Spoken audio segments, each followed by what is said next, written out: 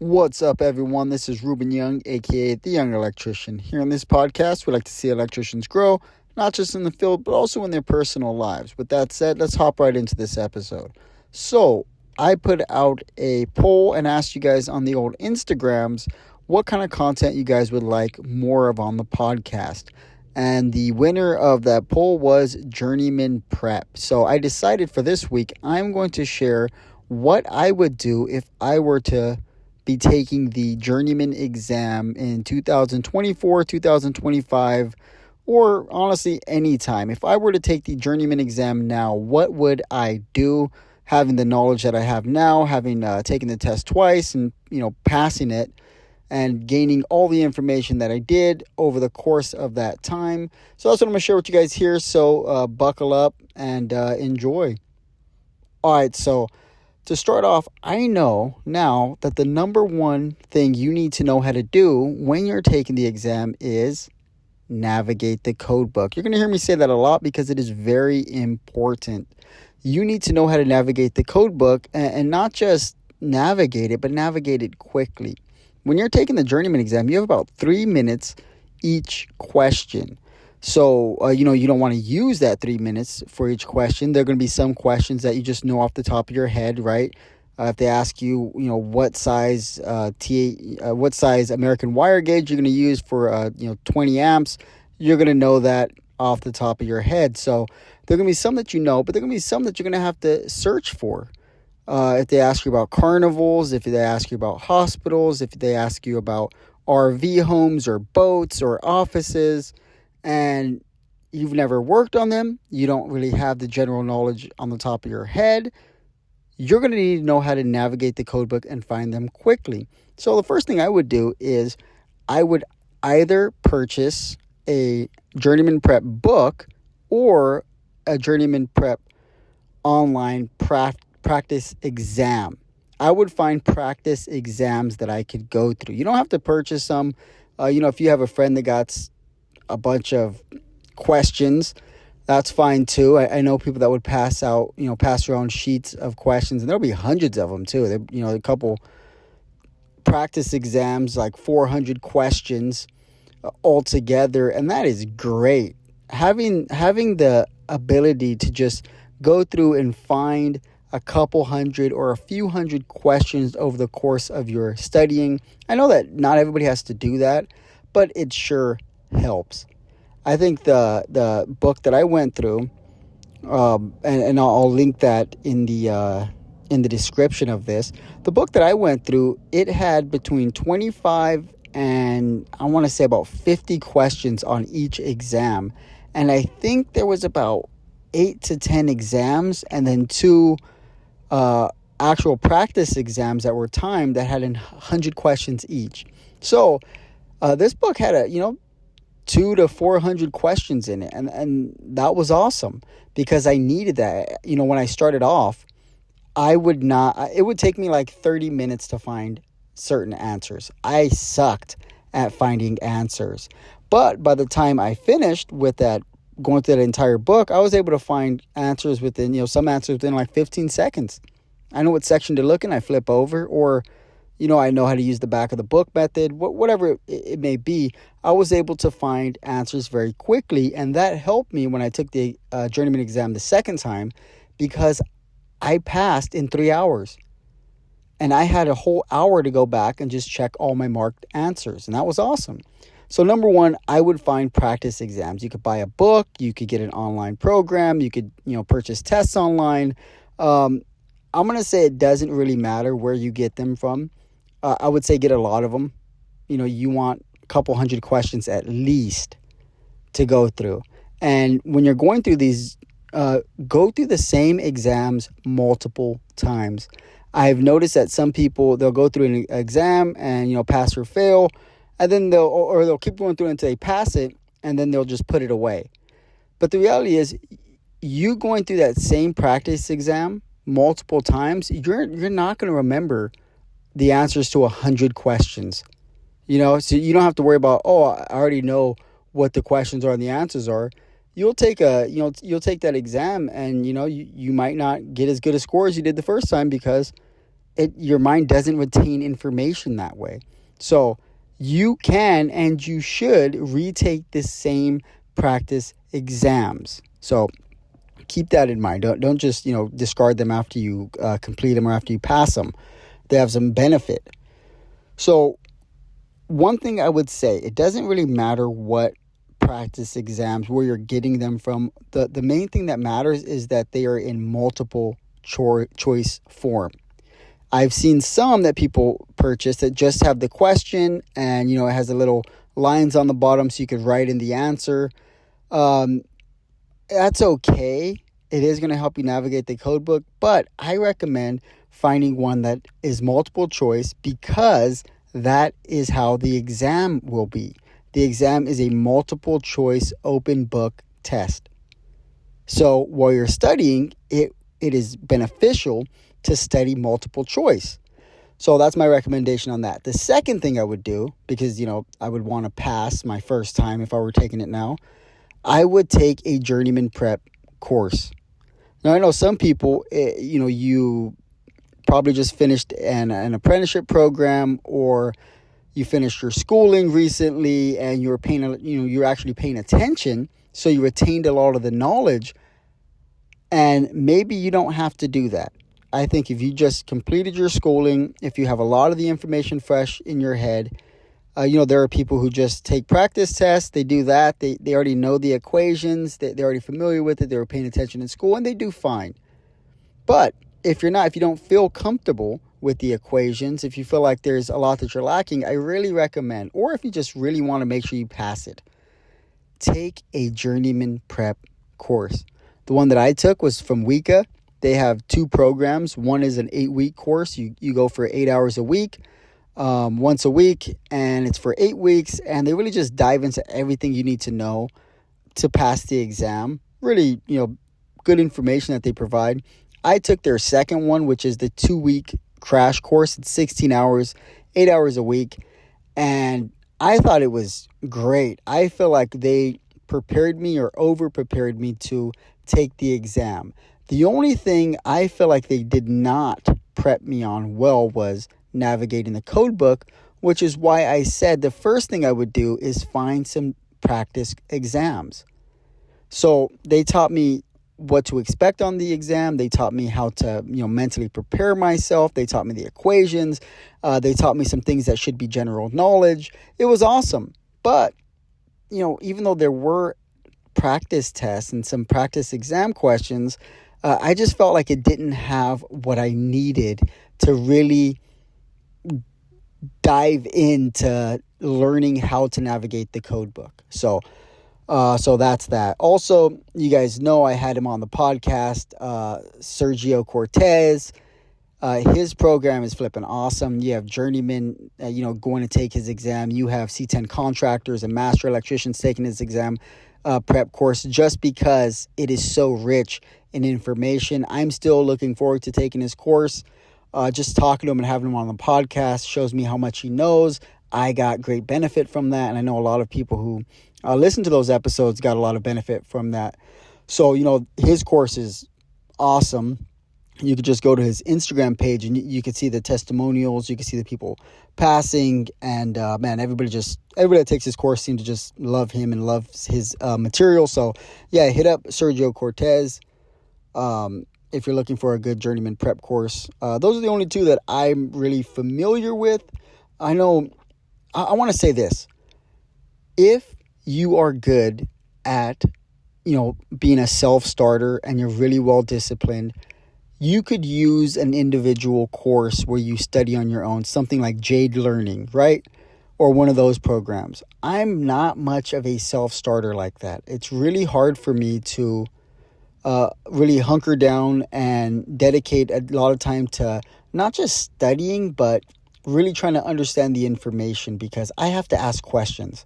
I like to have some instructor there that I can ask questions and things can make sense to me. I'm not the smartest crayon in the box. I need some guidance. And I'm very visual too. Like, I need to participate in something. I need to see something. I need to hear something. I need to ask questions. And, maybe some of you guys are like me and, you do too. I know a lot of people that's like, man, I just had Jade Learning and I aced it the first time. I did great on the exam. And I know other people that's like, man, I've been through Jade Learning twice and I can't pass the exam.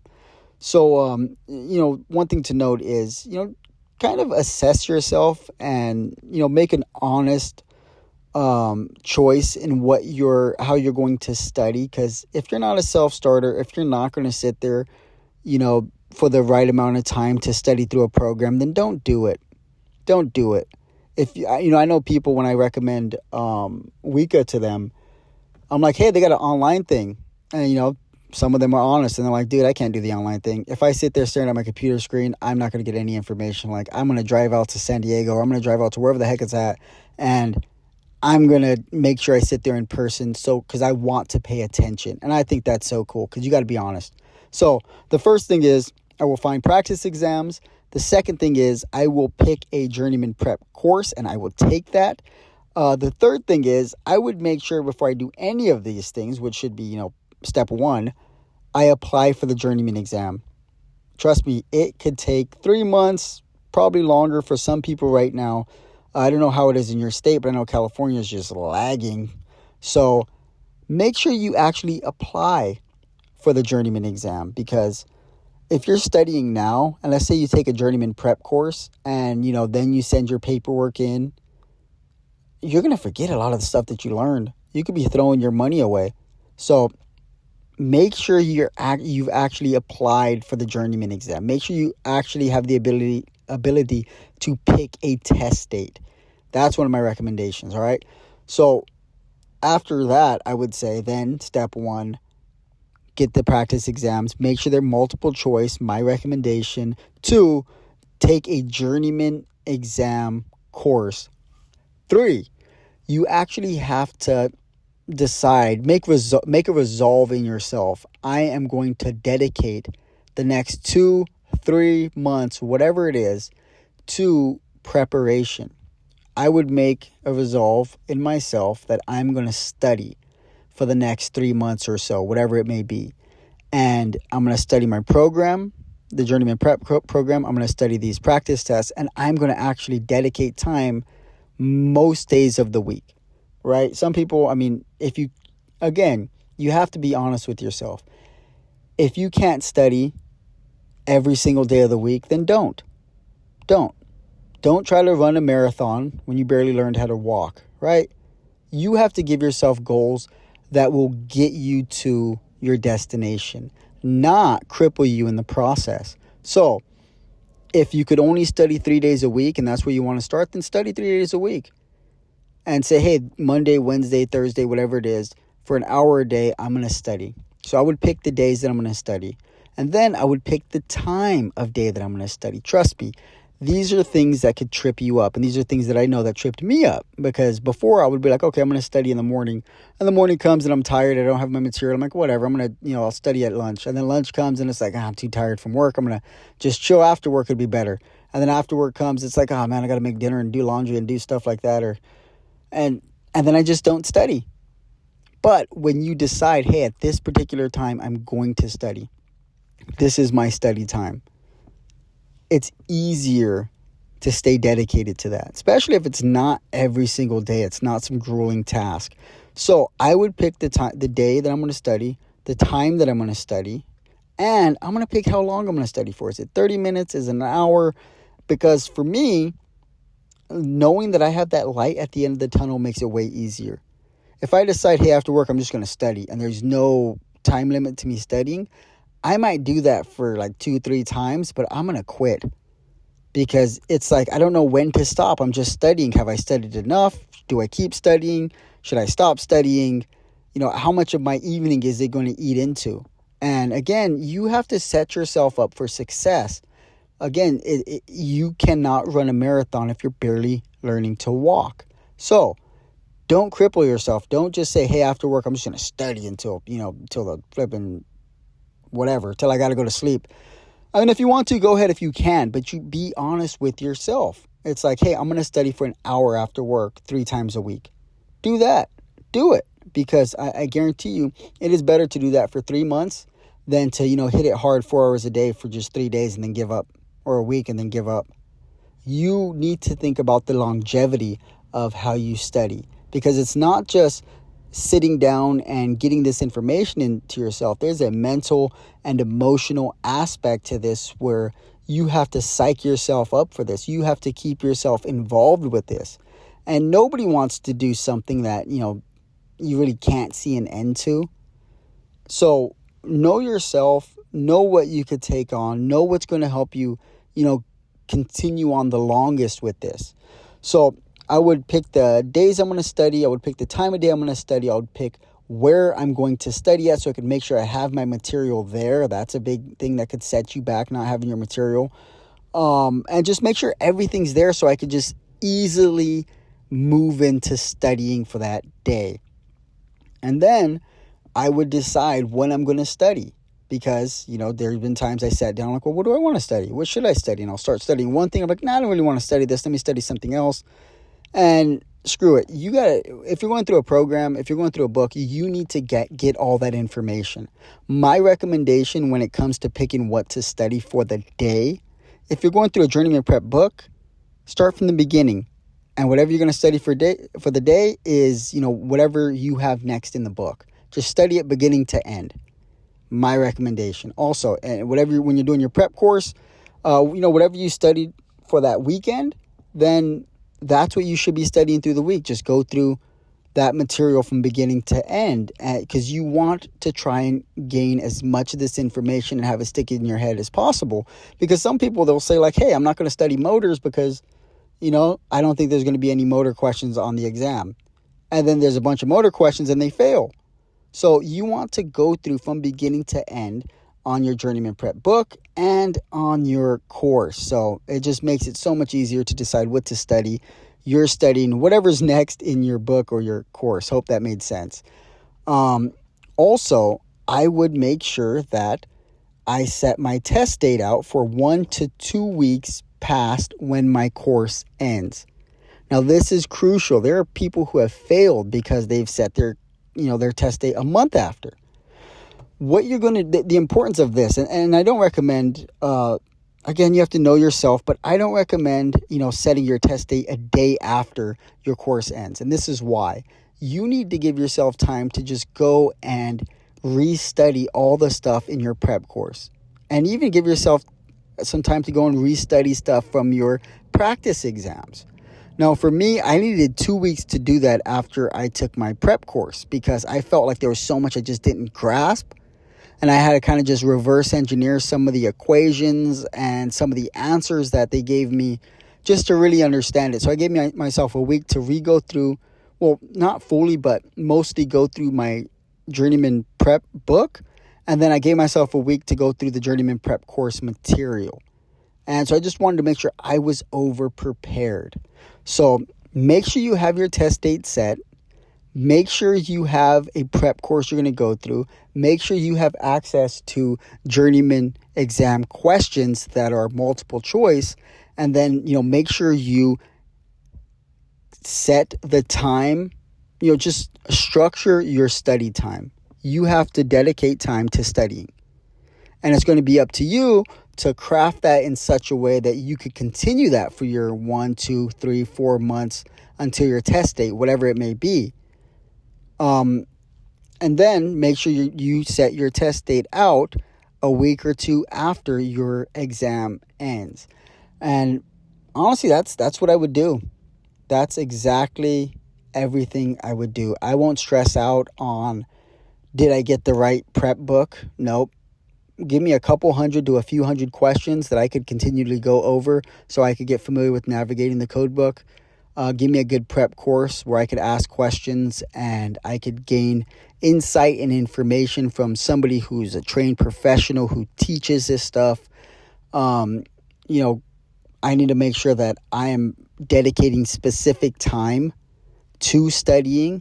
You have to take it seriously. I remember when I had the C10 course, the Contractors Intelligence School, when I had them on the podcast, the guy said something really good, because I know a couple of people who are already 15 months into their C10 exam, time, and you only have 18 months to take it. So they're running out of time, and they've already completed their courses. It's already been so long they forgot everything, and they still need to take their exam. And I'm like, what do you do when somebody's already running out of time and they've already ran out of, they've already finished your program and it's been a year since they've taken your program? Like, do you offer any help for that person? And the guy said something that kind of I didn't expect, but it was awesome. He said it's at that point I sit down and I have a serious conversation with them. And I tell them, like, in the beginning, you're all on fire for this. You're ready to study. You're ready to get after it. But then once you start studying, once you start getting through the program, the wife needs your attention, or, the husband needs your attention, and the kids need your attention. Work wants you to travel somewhere, and, life gets busy, and you end up putting it on the back burner.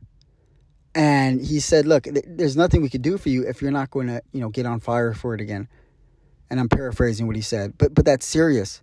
And taking that information into consideration right now, if you're going to take your Journeyman Exam course, you need to take it seriously. You need to find a way to keep yourself fired up for this for the longest amount of time for you to complete, your 2 or 3 months until your test date. You need to figure out, or you need to decide in yourself that you are going to take this seriously. And maybe you need to talk to somebody. Maybe you need to talk to a journeyman or a family member, or, somebody you look up to and say, hey, like, these are the things that I'm struggling with. It's hard for me to pay attention. It's hard for me to find a place to study. It's hard for me to do whatever this is. It's really important to have somebody that you could talk to and work through some of the things that you're finding difficult in your studying. Because for me, it was hard for me to study because, my wife wanted to hang out and talk after work. And I'm studying in the dining room, which was attached to our living room. In our apartment, she's watching TV or listening to music, and then she's like, hey, do you remember this thing? And wanted to talk to me. I'm like, hey, I'm trying to study. And she's like, oh, yeah, you're trying to study. And then like 10 minutes later, she's like, hey, what do you want to eat for dinner? I'm like, hey, I'm trying to study. And, so we had some conversations to where, I had to just explain, like, hey, I need to not be disturbed for this 30 minutes to an hour when I'm studying. And also on my part, it meant that I had to make sure that we've discussed what was for dinner, were we going to go to the gym that day? And I had to do the due diligence of making sure that I moved things out of the way that would have been obstacles. So, maybe I had to do laundry that day. Maybe we had to, we didn't really plan on what we're going to cook. And, that's another thing. Make sure whenever your study time is, you are removing all distractions. You're planning what's for dinner. You're planning on when you're going to wash your clothes. And just removing those things out of the way so that you can study in peace. So also I do offer one-on-one coaching. If any of you guys do need help and you guys are just, you really want to pass the exam, but you've been having a hard time, hit me up, ask about the one-on-one coaching, and we could put something together, either a one-time coaching thing or bi-weekly, however it is. The people that I've worked with so far, I've had a lot of benefit from it. I don't know. There's just such a benefit of sitting down and talking to somebody and having them help you build a roadmap, having them help you work through some of your fears, your doubts, the things that have, your pitfalls. And it's beneficial. It is super beneficial. And, some of you guys know, at least, that's why I started doing the podcast. That's why I started the Instagram and the YouTube channel, because I didn't have that. I didn't even have somebody to explain to me how to fill out the Journeyman Exam form or where to get it from. And, I'd ask people and Journeyman wouldn't know or wouldn't care to share the information with me. So I try my best to do for other electricians the things I wish an electrician would have done for me when I was coming up in the trade. So I really hope this information helped. Go ahead and I'm going to ask you guys to rate this podcast. That really helps me. I really want to get this to more electricians. I really want to get this to more people to get the information to them. And so that, we could get some sponsors on this podcast so that we could afford to bring better, information, better material, better things to help electricians out in their trade, not just in getting certified, but also in moving up in their career. Because, people need help. People need advice on getting raises, on moving up and advancing to a lead position, to a foreman position, to starting their own company, whatever it may be. We really need information, and I know that there's a lot of information out there on the technical stuff, that how to install, but I feel like we are lacking extremely in the minute details of how do I actually benefit from my career? How do I get more money? How do I, provide more for my family? How do I not let the stress of work get to me? There's so many things to do. And so anyways, I don't want to get into that, but there's so many things that I want to do. Give this a review, give it, some stars. Let me know what you think about it. That really helps. And also tell other people about it. So, all right, I will let you guys go. I appreciate you guys who listen to the podcast, and I look forward to seeing you guys on Instagram or wherever you guys follow at. All right, have a good one, guys. Peace.